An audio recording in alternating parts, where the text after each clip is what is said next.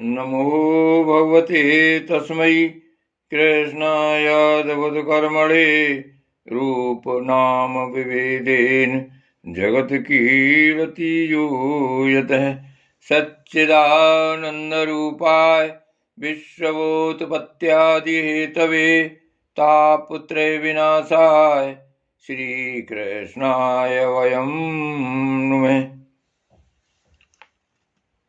श्रीमद्भागवत महापुराण चतुर्थ स्कंध पांचवा अध्याय वीरभद्रकृत दक्ष यज्ञ विध्वंस और दक्ष वध।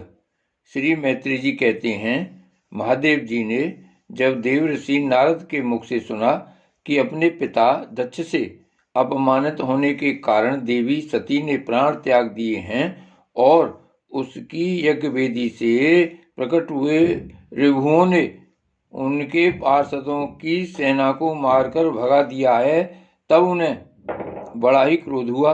उन्होंने उग्र रूप धारण कर क्रोध के मारे होठ चबाते हुए अपनी एक जटा उखाड़ ली, जो बिजली और आग की लपट के समान दीप्त हो रही थी, और सहसा खड़े होकर बड़े गंभीर अट्टहास के साथ उसे पृथ्वी पर पटक दिया। उससे तुरंत ही एक बड़ा भारी लंबा चौड़ा पुरुष उत्पन्न हुआ।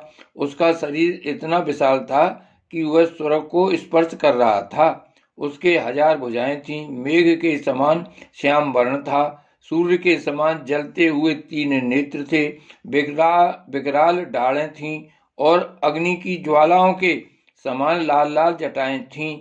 उसके गले में नरमुंडों की माला थी और हाथों में तरह तरह के अस्त्र शस्त्र थे। जब उसने हाथ जोड़कर पूछा, भगवान मैं क्या करूं, तो भगवान भूतनाथ ने कहा, वीर रुद्र तू मेरा अंश है, इसलिए मेरे पार्षदों का अधिनायक बनकर तू तुरंत ही जा और दक्ष तथा उसके यज्ञ को नष्ट कर दे। प्यारे उद्धव जी, प्यारे विदुर जी, जब देवादिदेव भगवान शंकर ने क्रोध में भरकर ऐसी आज्ञा दी, तब वीरभद्र उनकी परिक्रमा करके चलने को तैयार हो गए। उस समय उन्हें ऐसा मालूम होने लगा कि मेरे वेग का सामना करने वाला संसार में कोई नहीं है और मैं बड़े से बड़े वीर का भी वेग सहन कर सकता हूँ। वे भयंकर सिंहनाद करते हुए एक अति कराल त्रिशूल हाथ में लेकर दक्ष के यज्ञ मंडप की ओर दौड़े। उनका त्रिशूल संसार संहारक मृत्यु का ही संहार करने में समर्थ था। भगवान रुद्र के और भी बहुत से सेवक गर्जना करते हुए उनके पीछे हो लिए। उस समय वीरभद्र के पैरों के नूपुर आदि आभूषण झनन झनन बजते जाते थे। इधर यज्ञशाला में बैठे हुए ऋतुज यजमान सदस्य तथा अन्य ब्राह्मण और ब्राह्मणियों ने जब उत्तर दिशा की ओर धूल उड़ती देखी, तब वे सोचने लगे, अरे यह अंधेरा सा कैसे होता आ रहा है, यह धूल कहाँ से छा गई है। इस समय न तो आंधी ही चल रही है और न कहीं लुटेरे ही सुने जाते हैं, क्योंकि अपराधियों को कठोर दंड देने वाला राजा प्राचीन वैर अभी जीवित है। अभी गौओं के आने का समय भी नहीं हुआ है, फिर यह धूल कहाँ से आई, क्या इसी समय संसार का प्रलय तो नहीं होने वाला है। तब दक्ष पत्नी प्रसूति एवं अन्य स्त्रियों ने व्याकुल होकर कहा, प्रजापति दक्ष ने अपनी सारी कन्याओं के सामने बेचारी निरपराधा सती का तिरस्कार किया था। मालूम होता है यह उसी पाप का फल है, अथवा हो न हो यह संहार मूर्ति भगवान रुद्र के अनादर का ही परिणाम है। प्रलय काल उपस्थित होने पर जिस समय वे अपने जटाजूट को बिखेर कर तथा शस्त्रास्त्रों से सुसज्जित अपनी भुजाओं को ध्वजाओं के समान फैलाकर तांडव नृत्य करते हैं, उस समय उनके त्रिशूल के फलों से दिग्गज भिन्न जाते हैं तथा उनके मेघ गर्जन के समान भयंकर अट्टहास से दिशाएं विदीर्ण हो जाती हैं।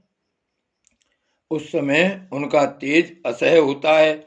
वे अपनी भौहें टेढ़ी करने के कारण बड़े दुर्धर्ष जान पड़ते हैं और उनकी विकराल डालों से तारागण अस्त व्यस्त हो जाते हैं उन क्रोध में भरे हुए भगवान शंकर को बार बार कुपित करने वाला पुरुष साक्षात विधाता ही क्यों न हो, क्या कभी उसका कल्याण हो सकता है? जो लोग महात्मा दक्ष के यज्ञ में बैठे थे वे भय के कारण एक दूसरे की ओर कतार दृष्टि से निहारते हुए ऐसी ही तरह तरह की बातें कर रहे थे कि इतने में ही आकाश और पृथ्वी में सब ओर सहस्त्रों भयंकर उत्पात होने लगे। विदुर जी, इसी समय दौड़कर आए हुए रुद्र सेवकों ने उस महान यज्ञ मंडप को सब ओर से घेर लिया। वे सब तरह तरह के अस्त्र शस्त्र लिए हुए थे। उनमें कोई बौने, कोई भूरे रंग के, कोई पीले और कोई मगर के समान पेट और मुख वाले थे। उनमें से किन्हीं ने प्रांगवंश यज्ञशाला के पूर्व और पश्चिम के खम्भों के बीच में आड़े रखे हुए डंडे को तोड़ डाला। किन्हीं ने यज्ञशाला के पश्चिम की ओर स्थित पत्नीशाला को नष्ट कर दिया।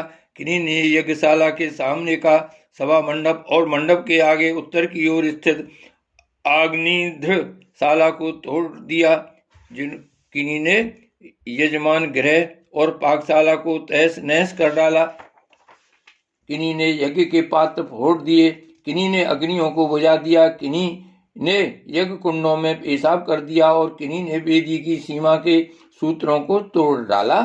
कोई मुनियों को तंग करने लगे, कोई स्त्रियों को डराने धमकाने लगे और किन्हीं ने अपने पास होकर भागते हुए देवताओं को पकड़ लिया। मणिमान ने भृगु ऋषियों को बांध लिया। वीरभद्र ने प्रजापति दक्ष को कैद कर लिया तथा चंडीस ने पूषा को और नंदीश्वर ने भग देवता को पकड़ लिया। भगवान शंकर के पार्षदों की यह भयंकर लीला देखकर तथा उनके कंकड़ पत्थरों की मार से बहुत तंग आकर वहां जितने ऋतिव्य सदस्य और देवता लोग थे सब के सब जहां तहां भाग गए। भृगुजी हाथ में स्त्रुवा लिए हवन कर रहे थे। वीरभद्र ने इनकी दाढ़ी मूछ नोच ली, क्योंकि इन्होंने प्रजापतियों की सभा में मूछें ऐंठते हुए महादेव जी का उपवास किया था। उन्होंने क्रोध में भरकर भग देवता को पृथ्वी पर पटक दिया और उनकी आंखें निकाल ली, क्योंकि जब दक्ष देव सभा में श्री महादेव जी को बुरा भला कहते हुए शाप दे रहे थे उस समय इन्होंने दक्ष को सेन देकर उकसाया था। इसके पश्चात जैसे अनिरुद्ध के विवाह के समय बलराम जी ने कलिंग राज के दांत उखाड़े थे, उसी प्रकार उन्होंने पूषा के दांत तोड़ दिए, क्योंकि जब दक्ष ने महादेव जी को गालियां दी थी उस समय ये दांत दिखाकर हंसे थे। फिर वे दक्ष की छाती पर बैठकर एक तेज तलवार से उसका सिर काटने लगे, परंतु बहुत प्रयत्न करने पर भी वे उस समय उसे धड़ से अलग न कर सके। जब किसी भी प्रकार के अस्त्र शस्त्रों से दक्ष की त्वचा नहीं कटी तब वीरभद्र को बड़ा आश्चर्य हुआ और वे बहुत देर तक विचार करते रहे। तब उन्होंने यज्ञ मंडप में यज्ञ पशुओं को जिस प्रकार मारा जाता था उसे देखकर उसी प्रकार दक्ष रूप उस यजमान पशु का सिर धड़ से अलग कर दिया। यह देखकर भूत प्रेत और पिशाच आदि तो उनके इस कर्म की प्रशंसा करते हुए वाह वाह करने लगे और दक्ष के दल वालों में हाहाकार मच गया। वीरभद्र ने अत्यंत कुपित होकर दक्ष के सिर को यज्ञ की दक्षिणाग्नि में डाल दिया और उस यज्ञशाला में आग लगाकर यज्ञ को विध्वंस करके वे कैलाश पर्वत को लौट गए। श्री भागवत भगवान की जय। श्री गोवर्धन नाथ की जय। श्री वल्लभाधीश की जय। श्याम स्वरूप श्री अम्बे महारानी की जय। परम दयालु गोसाई जी की जय। श्री गोकुलनाथ की जय। जय जय श्री गोकुलेश, जय जय श्री गोकुलेश।